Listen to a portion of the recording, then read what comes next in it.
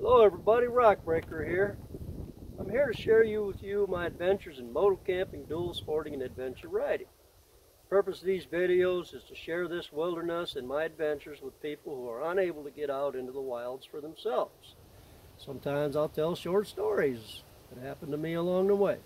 So kick back and enjoy the beautiful scenery, some of the wild critters, both two and four-legged, and please feel free to comment below.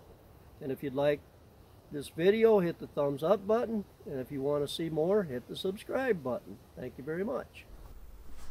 Got a pretty adventurous story to tell. Early this fall, myself and two friends headed up the Blue Ridge on our motorcycles. Myself and David were on 650 V-Strums and Blues on a 1000 Africa Twin. And David was only doing a day trip with us, so he turned back after the first day, but Blue and I continued on, and we camped the first night about 3/4 the way up the Blue Ridge Parkway, and then the following day we went on to the end of it, and then we decided that we were going to work our way back south down through the east side of the Blue Ridge, down along the bottoms, and explore that area that neither one of us had ever really spent much time in, and just work our way back down. So that was going along fine, and everything went well, and we got as far as Danville, Virginia that evening. It was 5, 6 o'clock in the evening, and it was time to find some place to set up camp. And so right outside of Danville was an RV resort campground kind of place, great big place. And I called them, and they had tent site for us, and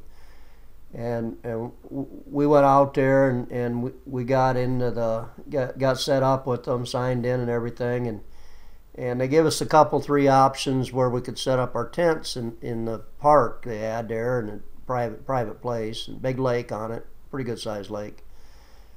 And the first place they sent us to was all like rip-rap rock. It was real rough, large rocks, and that was the surface we'd be setting our tents up on, and which wasn't very good. So Blue went exploring around a little bit, and he found a place down near the lake that was a grassy flat area, and it was part of the camping area, so that was good. We went down there, and we set up our tents about 20 feet apart, I guess, and parked our bikes there, and a storm was coming in, and we'd been seeing it on the radar on the phones and stuff, and we knew it was fixing to get pretty bad, and it was supposed to rain till 2, 3 o'clock in the morning. So just about the same time we got our setup up, it started to rain. Just barely got my tent up and got in it before the rain hit, and it hit hard, and it rained hard, and I've got a little video clip here that I made while I was in my tent that night of it raining, and I wasn't sleeping. I was trying to sleep, but it was really hammering down, and my tent was leaking everywhere. There was water coming through all over the place in it, and so I was fixing to get a wet night in any case. And so I was laying there. It must have been about 11 or midnight maybe, and my tent started sliding sideways. And I quickly tore myself out of it. I ripped out through the fly mesh. I didn't even try to open it. I just ripped out of it. And I was being pushed along by a wave of water. And I was only in about a foot of water, and I got out of the tent, and I grabbed my tent, and I drug it towards high ground, because it had all my stuff in it, my riding gear and everything was in the tent, and I was just in underwear, So I got my stuff out of the water, and I dug around inside the tent and fished my boots out, and I found a little flashlight I had in there, just about 4 inches long, little LED thing, and I went to find out where Blue was at, and his tent was not where it was at. It was gone. It was washed away with him in it, and I couldn't find it anywhere. And my little light, the flash flood was about 75 feet wide at this point, and I couldn't find Blue, but I was yelling for him, and I could hear him yelling back over the roar of the rain and the roar of the water, and I could barely hear him, and I kept thinking he was on the other side of the flood, that he'd gotten out and was over on the other side and separated by the water. And our bikes were still in the water. They were out in the middle of it all, or part of it. And I kept yelling, and he'd yell, and I'd yell, and he'd yell. And then I spotted his tent. His tent was wrapped around a tree right on the edge of the lake. Where we camped at was about 50 feet from the bank of a lake, and there was a few trees right on the edge of the shoreline, and Blue's tent was into them trees and wrapped in there, and just a little bit of it was sticking up above water, and the water was hitting it hard and flowing, and I didn't know if he was in that tent or not. It didn't sound like he was, because it didn't sound like that's where the yell was coming from. When I'd yell, he'd yell back. And so it was about 40 feet, 50 feet for me to get to where the tent was in the water. And I was right on the edge, and I tried to wade out to the tent, and each time I'd go in, I'd start getting swept sideways, and I was going to be washed off into the lake. And if I fell down, I wouldn't have had a chance. And each time, I tried 3 times at different places to get out there, and each time I would be pushed sideways and have to retreat. And finally it dawned on me to take my boots off. I had motocross boots on, and they weren't latched up or anything, so they had the big tops open, and the big tops were catching the waters really badly, and that was a big part of the problem. So I went in barefoot, and I was able to keep my footing, and I waded out to where the tent was. And again, I didn't know if Blue was in the tent or where I wasn't here. He was still yelling, but I couldn't tell from where. And it was starting to get pretty hoarse sounding, and like he wasn't, his voice was going or something. And I waded out to the tent, and it was about 30 inches deep out there, and it was pushing me hard, and it literally pushed me into the trees where the tent was at. The water did. It was all I could do to hold my balance to get to the trees, and then just as I got to the trees, this white arm came up out of the black water, and it was just like some kind of Twilight Zone thing. It was really weird that this white arm would pop up out of the water, and Blue was still in his tent, and the only thing above water was his head, and it was pulling, and the tent was pulling him down. As I got to him, he was being pulled under by the water pressure against his tent, and he still had all his stuff in his tent, so it was a lot of stuff in there, and it was a pretty good sized tent too, so it was a lot there. And when his arm come out, I grabbed his arm and I wrapped it around the tree I was hanging on to and screamed, "Don't let go." And I reached down to where his arm came out from under the water, and I got a hold of his tent where he'd tore his arm through it, and I ripped his tent up over his head, off his head. And when that happened, then the current pulled the tent away from him, and he stayed hung on the tree. And got him upright, and him and I together, holding on, worked our way back to the shore. And meanwhile, you know, it's still downpouring rain and thundering and lightning flashing, and all hell's breaking loose. And he don't have anything on but t-shirt and underwear. I don't have anything on but t-shirt and riding shorts, and all of his stuff is gone. I still have my stuff, but everything's soaking wet. Tent's full of, you know, got a foot of water in it. So we get back out of the water, and our bikes are out there. I see my bike is sitting broadside to the current. I just can't even believe it's still upright. And Blues is sitting in line with the current, and they're both still standing there, and there's all kinds of debris piled up against the side of my bike. Blues camp chairs wedged in my front wheel. And yet my bike's not falling over. And there was actually water that was splashing up and going over top the seat on the bike. That's how deep the water was and how hard it was flowing. And it just absolutely amazed me. And I thought sure both bikes were going to go, and that they were both gone. You know, I wouldn't have never in a million years think that them bikes would come out of there intact. But anyways, we up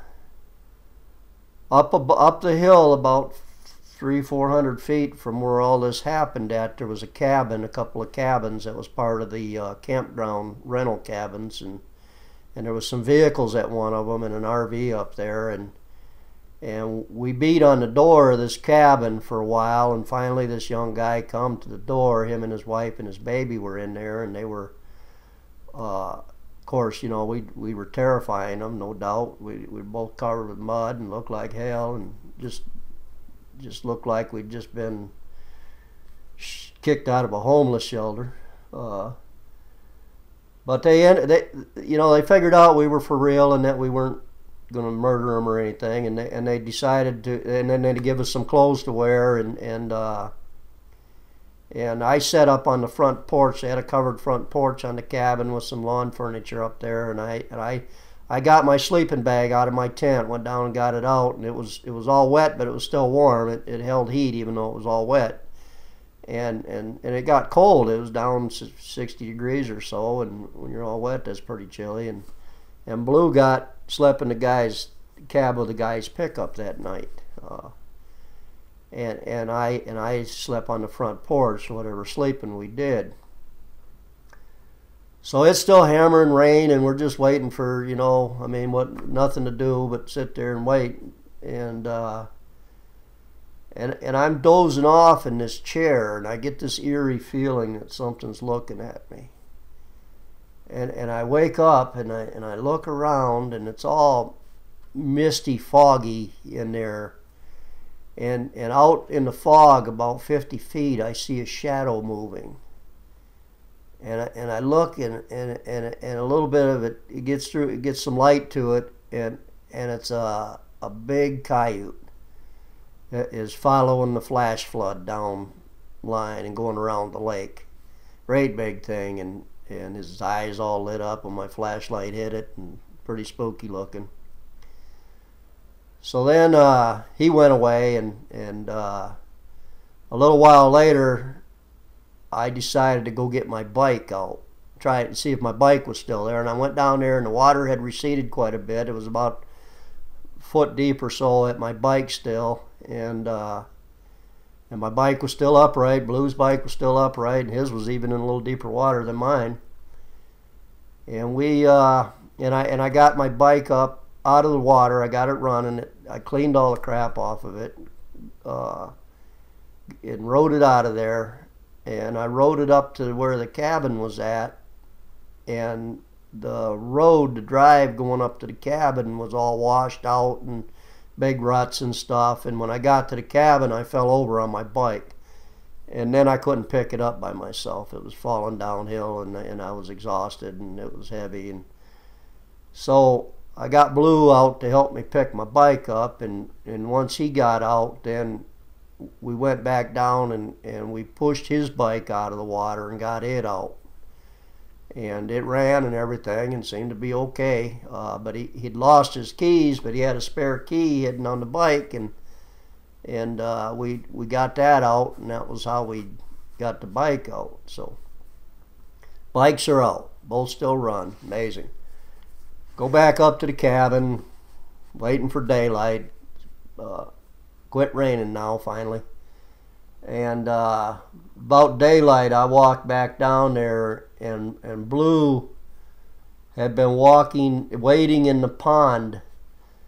A lot of his stuff floated, his helmet and his boots and even his tent floated, and the wind was real high during the night, and everything that got washed in the lake, the wind blew it right back up to the end that it had been washed in at, where the flood was.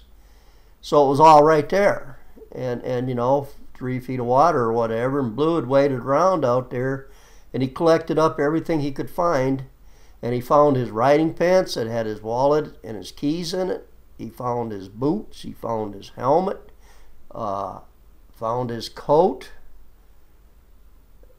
found everything except he lost one bag with some clothes and stuff in it, and he lost his cell phone, and he lost his mattress. I think it was gone, and some other things. His saw. He had a real nice saw, about 18 inches long, that we carried everywhere.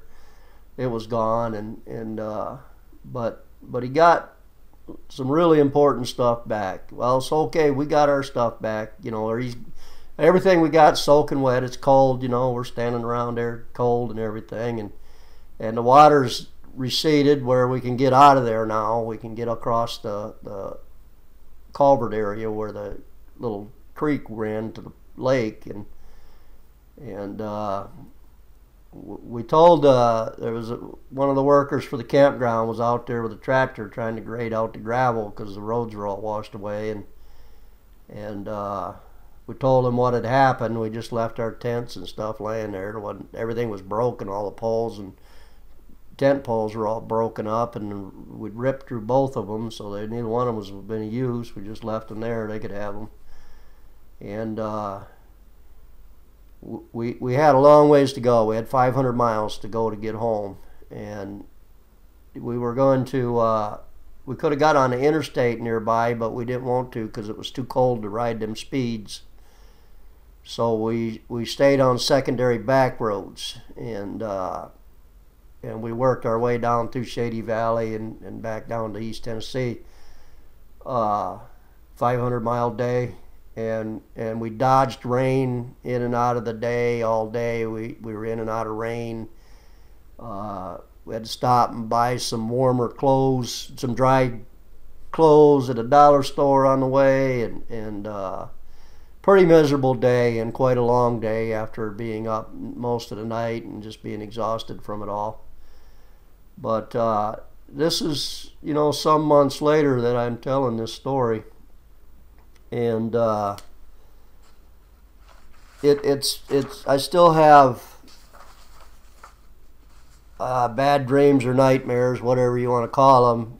When it rains, I'll wake up in the middle of the night, even now when I hear rain, and I'll just sit straight up, and it just takes me a second to figure out that I'm not in the damn river no more, But anyways, I thought this was a pretty serious and important story, and I guess if there's any lesson to be learned out of it from anybody is don't camp in the damn river bottoms. Get up on the hill.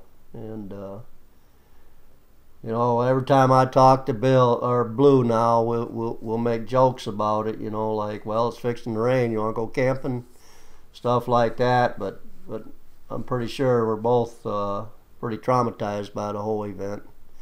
Anyways, thank you for listening.